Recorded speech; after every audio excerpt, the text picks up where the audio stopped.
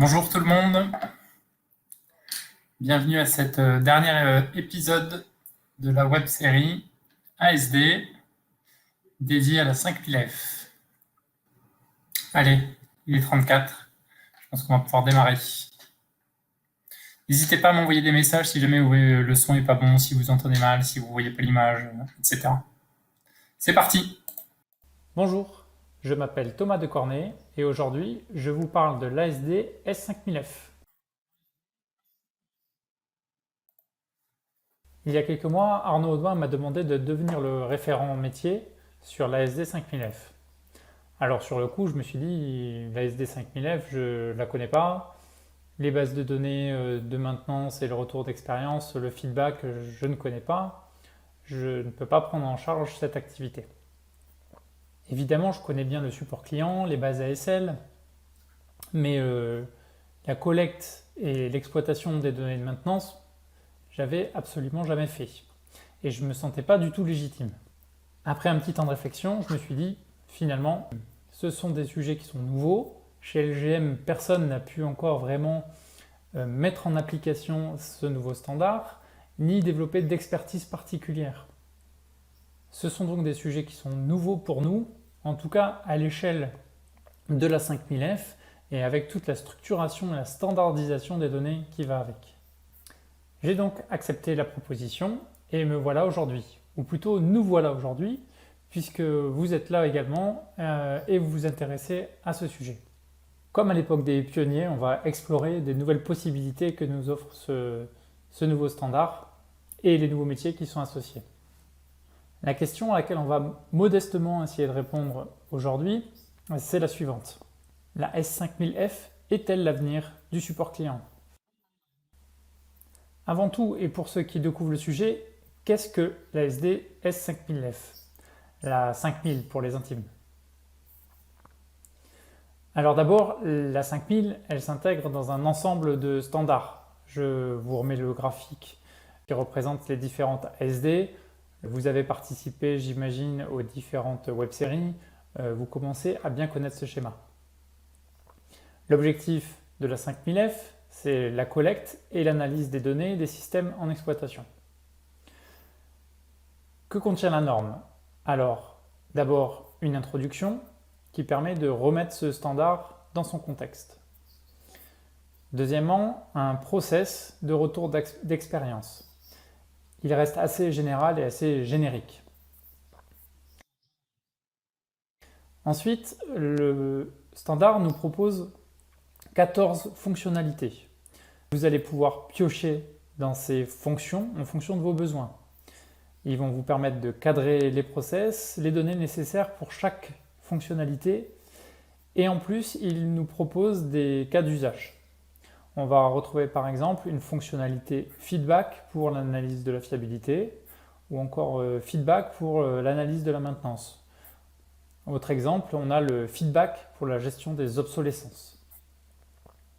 Dernier point, le standard propose un modèle de données qui s'inscrit évidemment dans le Common Data Model des ASD, avec certaines parties qui sont communes avec les autres ASD et certaines parties, certaines données, certains UOF qui sont spécifiques à la 5000.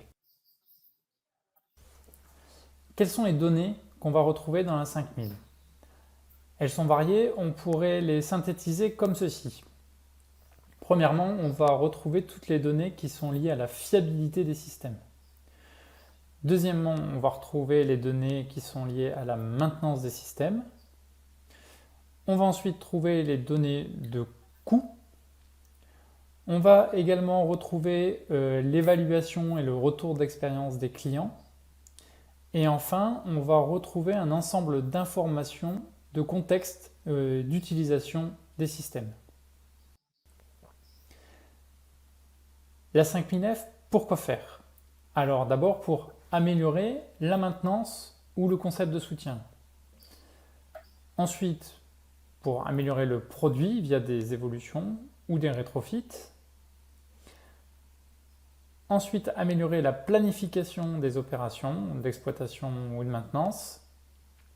Et enfin, pour analyser la partie financière, pour analyser la performance du système et le pilotage du contrat. Globalement, la 5000 a pour objectif d'améliorer les services et la performance du système, et également pour objectif de piloter les contrats. On a aussi un certain nombre d'opportunités ou de risques, en fonction du point de vue, qui sont liés à la 5000F.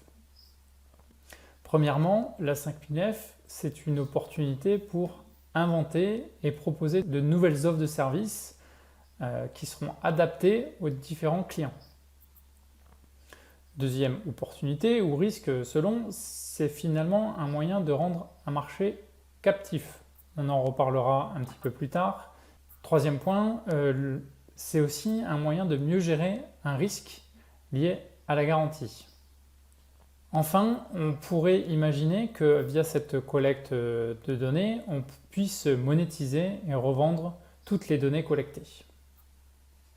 On a vu de manière très macroscopique le contenu de la 5000F. Voyons maintenant ce qui sera, à mon sens, en tout cas les facteurs clés pour un déploiement réussi de ce standard. J'en vois trois principaux. Premièrement, ce standard s'inscrit avec une suite d'autres standards, en particulier la 3000L. On le voit bien dans cette illustration, la 5000F s'appuie sur le Common Data Model pour échanger avec les différentes disciplines ou échanger avec les différents produits logistiques, et notamment la 3000L qui permet de structurer ce feedback et de le diffuser justement dans ces différents produits logistiques. J'aime bien m'appuyer sur l'image de la cathédrale. Dans une cathédrale, en gros, on va retrouver des piliers, la partie visible, la 1000D, la 2000M, la documentation technique de maintenance, la documentation de rechange. On a une clé de voûte, finalement, qui est la 5000F. C'est les échanges avec le client. Mieux communiquer, d'échanger avec le client et de s'appuyer aussi sur son retour d'expérience. Et puis, on a la fondation, la partie qui n'est pas visible et qui pourtant permet à l'ensemble de cette structure de tenir. Et pour moi, cette fondation, c'est la 3000L. On peut se demander parfois pourquoi payer pour des données dont on ne se sert pas. Je pense que l'image de fondation permet de mieux comprendre ce concept. Deuxième facteur clé de succès, à mon sens, c'est l'importance des systèmes d'info de maintenance, les GMAO, les MIS, peu importe le nom qu'on leur donne. Il s'agit de dématérialiser l'information dans la maintenance. Vous l'avez compris, on est côté exploitant cette fois-ci, avec un référentiel moins structuré, puisqu'on est en dehors des ASD, et que les outils sont nombreux, de plus en plus présents et de plus en plus dématérialisés. On constate l'émergence de solutions de GMAO mobile avec des tablettes, avec des smartphones, directement dans les ateliers, avec comme objectif principalement des gains de productivité, une meilleure traçabilité dans la maintenance, également des données qui sont instantanées, qui sont directement disponibles, un pilotage facilité des activités, etc., etc. Ces outils représentent donc un moyen efficace de collecter la donnée en temps réel, d'accéder également aux historiques de maintenance, aux comptes rendus d'intervention, aux photos prises sur place, mais également de suivre les évolutions matérielles du produit via les déposes et les poses d'équipement. Troisième et dernier facteur clé de succès, on constate depuis quelques années maintenant l'émergence des HUMS, Health and Usage Monitoring Systems, et l'augmentation de la part du logiciel dans les produits. C'est la grande tendance des objets connectés, des systèmes intelligents et de la maintenance prédictive qui va avec. On constate aussi que la part du logiciel explose dans les produits. Là où il y a 15-20 ans, on avait quelques lignes de code sur une carte électronique, on se retrouve maintenant avec des écrans, des interfaces digitales, tactiles. Voilà, il suffit de regarder l'évolution de vos intérieurs de voiture et des tableaux de bord pour s'en rendre compte assez rapidement. On le constate également dans la 3000L qui laisse une plus grande part au sujet logiciel. Alors on a pu, chez LGM, travailler sur ces sujets au travers de notre démonstrateur et de notre offre Mocha notamment, et déployer cette démarche sur des systèmes en opération. Ce sont des sujets que vous avez également pu rencontrer au sein de vos différents projets, programmes. Je ne vais pas m'étendre plus sur ce sujet qui mériterait une conférence à lui seul. Ce qui est important de retenir, c'est qu'à travers ces différents dispositifs, c'est beaucoup d'informations qui est générée et qui peut être ensuite stockée et exploitée. On est donc complètement dans les sujets 5000F. On a vu les 3 principaux éléments facilitant le déploiement de la 5000. Donc la cathédrale des ASD chez les industriels, les systèmes d'info de maintenance chez les exploitants et les HUMS et logiciels embarqués sur les produits. Voyons maintenant les 4 principaux éléments pouvant à l'inverse freiner le déploiement et l'utilisation de la 5000. Alors j'ai pris 4 éléments qui me semblaient être les principaux, il y en a sans doute plein d'autres, on pourra évidemment en reparler lors de la session de questions-réponses qui va suivre. Je me réjouis par avance de pouvoir échanger, partager nos différentes expériences sur le sujet. Premier frein, c'est le suivi du référentiel. Quelle configuration de produit, dans quel environnement, pour quel type de mission. L'expérience nous montre que c'est extrêmement compliqué. Suivre des configurations as built ou as to be maintained passe encore. Par contre, quand on rentre dans la vraie vie, que les interventions sont nombreuses, si on n'a pas un système d'information robuste ou des exigences réglementaires qui nous l'imposent, c'est vraiment compliqué de savoir ce qui est monté ou pas sur un produit. D'autant qu'on a besoin d'être précis sur les articles ou les équipements qui sont installés et même sur les versions de ces articles ou de ces équipements. Un exemple bête, si j'ai 2 équipements, 2 références A et B, parce que par exemple il y a eu des évolutions du bureau d'études et qu'on a voulu augmenter la fiabilité du composant, j'ai besoin de mesurer précisément la fiabilité de la référence A et de la référence B pour pouvoir comparer les résultats. J'ai besoin également de savoir combien de temps ces équipements ont fonctionné, si c'était dans le désert, si c'était dans un environnement humide et salin, etc., etc. Ça, c'est vraiment pour le premier point, le suivi du référentiel. Deuxième frein, c'est la confidentialité des données, ou bien disons plus largement, des intérêts qui peuvent être divergents entre l'exploitant et l'industriel. En effet, un exploitant, il ne veut pas toujours révéler comment il utilise le produit pour éviter ou pour pouvoir utiliser des prises en garantie, par exemple. Ou bien il ne veut pas vous dire qu'il achète des pièces à un autre fournisseur ou qu'il envoie sa pièce en révision chez un de vos concurrents. Et puis, il peut y avoir également des problèmes de confidentialité. On ne va pas vous dire où sont envoyés des sous-marins nucléaires, ni à quelle profondeur ils restent, par exemple. Bref, la 5000F, c'est l'espion qui veut tout savoir sur votre maintenance et votre système. Troisième frein, c'est la complexité de l'organisation industrielle. Il y a beaucoup de process, beaucoup d'intervenants. Surtout, il y a un point qui est notable, c'est que la donnée maître, elle n'est plus chez l'industriel. C'est l'exploitant qui maîtrise ce nouveau référentiel de données et toute l'information vient de lui. Alors on voit déjà la difficulté de faire parler le gars du bureau d'études avec le collègue de la doc, alors même qu'ils travaillent pour la même société. Je vous laisse imaginer entre un industriel et son client. Quatrième et dernier frein, c'est l'exploitation de ces données brutes. On peut résumer ça comme ça, et c'est pas moi qui le dis, mais Simon Chignard et Louis-David Benayer. La donnée, c'est vraiment comme une matière première, comme de l'or, du diamant, du pétrole. Il faut qu'elle soit raffinée pour avoir de la valeur.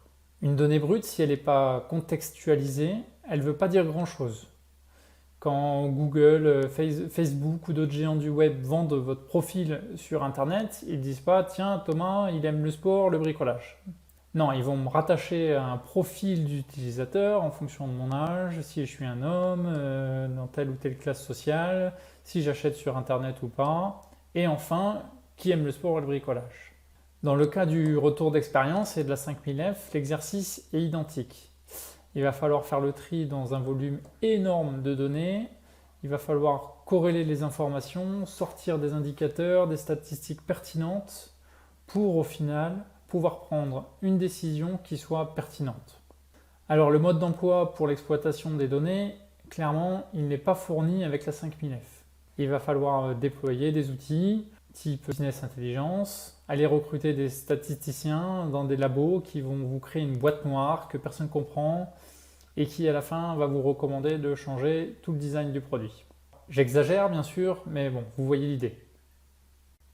On a donc vu ensemble le contenu de la 5000, les 3 facteurs de succès et les 4 principaux freins au déploiement qui sont le suivi du référentiel, qui est compliqué, la confidentialité des données, la complexité de l'organisation industrielle et enfin la complexité de l'analyse et de l'exploitation de ces données brutes.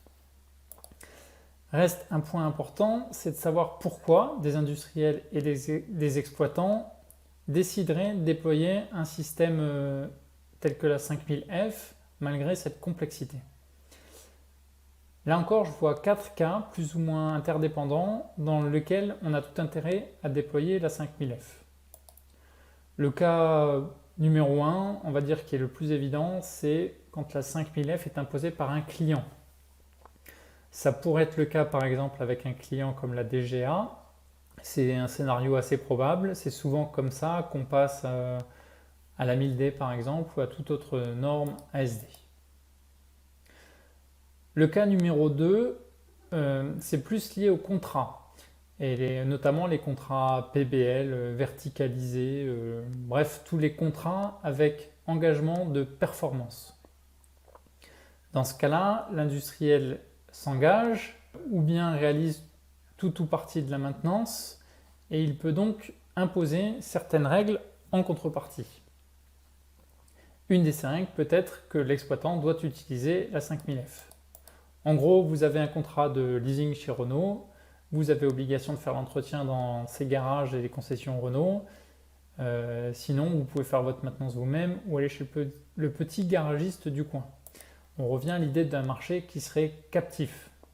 Dans le cas de ces contrats, évidemment, il faut un outil pour piloter le contrat et l'engagement contractuel.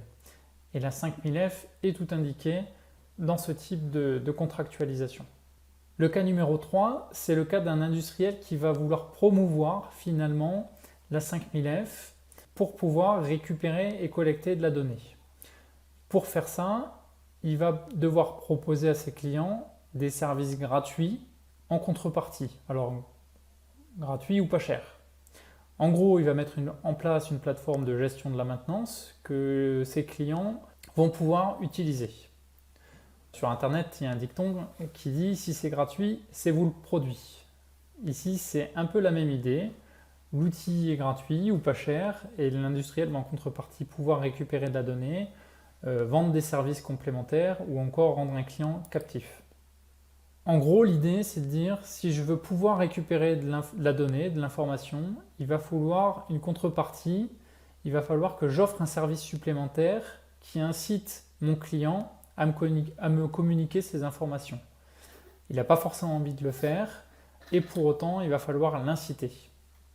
Alors très clairement, ce cas d'usage cible plutôt des petits exploitants qui n'ont pas forcément la capacité à financer un outil du commerce type GMAO. Ça peut être par exemple le cas de petits exploitants qui vont exploiter un avion, un hélicoptère par exemple. Quatrième possibilité, c'est finalement les éditeurs de logiciels de GMAO qui vont pouvoir proposer des outils compatibles avec la SD 5000F. Personnellement, je suis un petit peu sceptique car ces éditeurs aujourd'hui, ils ne sont pas ou peu impliqués sur les ASD. C'est un marché limité pour eux et donc on verra, je pense, dans les années à venir si quelques-uns jouent le jeu et se mettent à proposer ce type de connectivité ou de compatibilité avec les ASD. En conclusion, on peut dire que la donnée a de la valeur si elle est bien collectée, enregistrée et traitée. Les GAFA ont compris ça depuis très longtemps et ça semble plutôt leur réussir.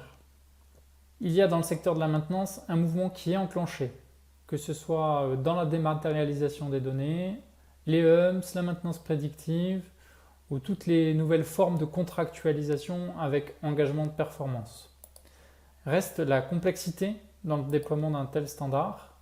On a vraiment besoin de bien définir quels sont les attendus qu'est-ce qu'on veut faire avec la 5000F, pourquoi on veut la déployer, et peut-être commencer par des choses assez simples dans un premier temps.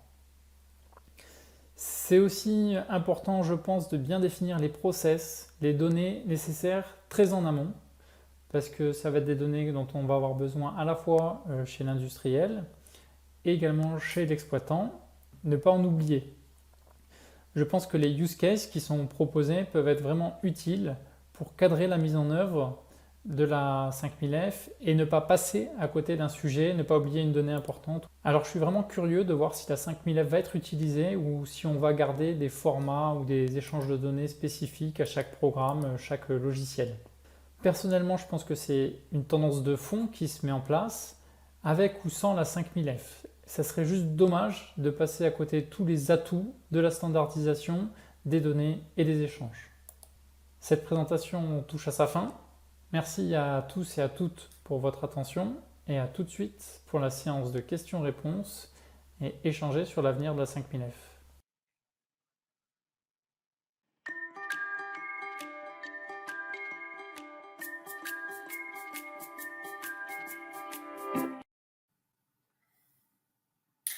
Alors, j'ai une première question sur les projets qui ont déjà déployé la 5000F.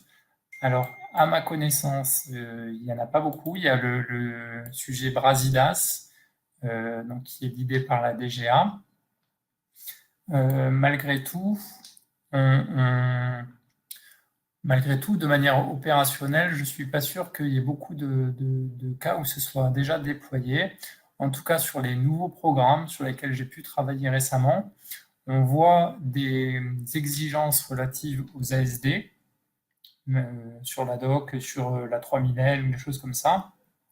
Pour l'instant, on ne voit pas encore d'exigences sur la 5000F. Je pense qu'aujourd'hui, les exploitants ne sont pas encore prêts de leur côté, et on a vu que c'était surtout de leur côté que ça se jouait. Ces exploitants, ils ne sont pas encore prêts à la déployer.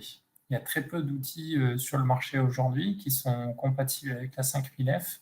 C'est encore un marché émergent, en devenir.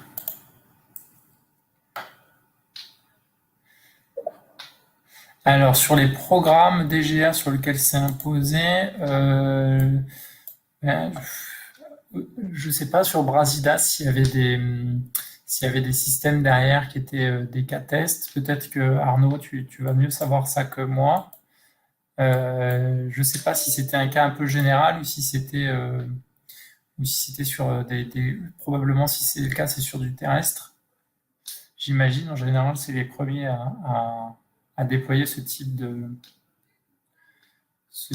nouveauté.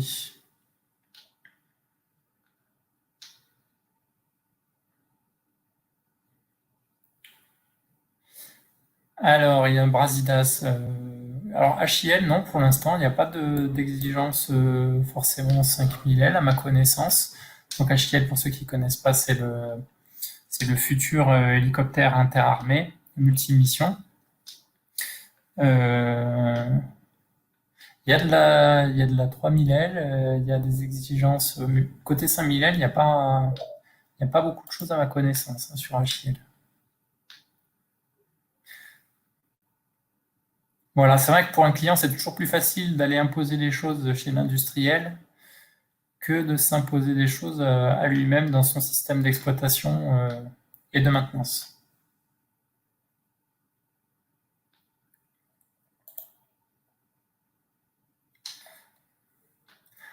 Alors, le lien entre le Common Data Model et la 5000F. Dans la 5000F, on a un modèle de données. Ce modèle de données, comme je disais dans la présentation, il reprend une partie du modèle de données sur, par exemple, les tâches de maintenance. Sauf que là, cette fois-ci, au lieu d'avoir des tâches de maintenance qui sont génériques, comme on peut l'avoir côté documentation technique ou analyse de soutien logistique, on a des tâches qui sont des tâches réelles, réellement réalisées. Et donc, à partir d'une tâche générique, on va avoir plusieurs instances de réalisation de ces tâches côté exploitant. On va aussi retrouver tous les événements, les faits techniques qui se rapportent à un système. derrière, ces faits techniques, évidemment, il va falloir les rattacher à à des éléments matériels. Donc, encore une fois, on va rattacher ces faits techniques soit à des activités, des tâches de maintenance, soit des équipements qui sont issus des ASD. Donc, on voit que le lien, vraiment, si on veut quelque chose de cohérent, d'homogène et d'exploitable, surtout à la fin, il faut que ces deux modèles se parlent. Enfin, ces deux modèles. Les modèles côté industriel et les modèles côté exploitant 5009. Donc, on a énormément de données qui sont communes, qui sont mutualisées ou qui sont rattachées les unes aux autres.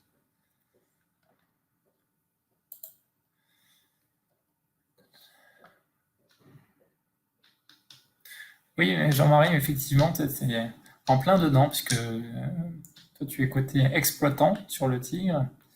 Et du coup, c'est vrai qu'il va falloir qu'on regarde un petit peu ensemble tous ces aspects-là, comment les données sont enregistrées côté exploitant et comment on pourrait, si elles sont pas 5000F, les rendre compatibles aussi. Ça aussi, c'est un marché qui peut être vraiment important pour nous, au global. C'est comment prendre des données de GMAO, des données un peu brutes, et finalement les transposer dans un modèle, on va dire, compatible ASD. Ça va être aussi des questions qu'on va pouvoir se poser dans les années à venir.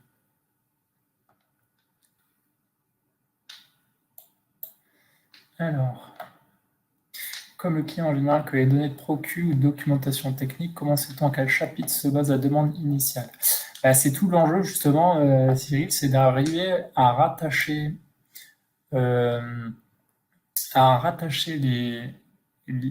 tout ce suivi, non pas seulement avec les données de documentation, mais bien avec les données de gestion de la maintenance. C'est-à-dire qu'à un moment, il faut pouvoir associer une tâche de maintenance dans un outil de GMAO avec une tâche de maintenance du modèle d'analyse de soutien logistique. Donc une tâche qui viendrait de la base 3000L. Et là, on voit effectivement les interconnexions qui sont nécessaires de mettre en œuvre. La 3000L, je vous ai dit, on ne la voit pas, personne ne pense l'utiliser, mais en réalité, c'est vraiment la donnée qui est structurante. Après, je dis ça et en même temps, j'aime pas trop scinder ces différentes ASD. Pour moi, c'est vraiment une suite logique. C'est l'approche PLM où la donnée elle est intégrée. Et finalement, il y a quelque temps, on n'avait pas ces capacités d'intégrer l'ensemble des données de soutien. Aujourd'hui, on l'a avec les PLM. Donc, je pense que cette distinction par métier, ASL versus TechPub versus catalogue rechange, bientôt elle n'aura plus lieu d'être. Il va falloir qu'on parle plus de Common Data Model que de 3000L, 2000D, 2000M.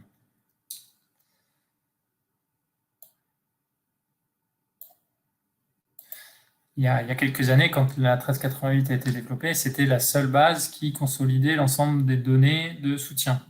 Donc, on voyait vite l'intérêt de cette base de données. Aujourd'hui, on a des PLM qui consolident l'ensemble des données de soutien. Donc, c'est vrai que ça devient moins pertinent de parler juste de base LSA.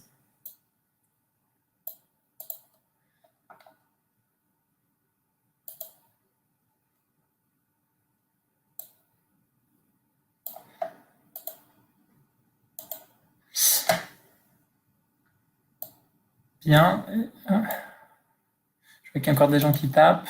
N'hésitez pas. S'il n'y a pas plus de questions, je tiens à vous remercier pour votre participation. Je vous souhaite une bonne journée et une bonne fin d'année. Un bon boudin, comme on dit dans le sud-est. Et passez de bonnes vacances et de bonnes fêtes de fin d'année. Au revoir à tous.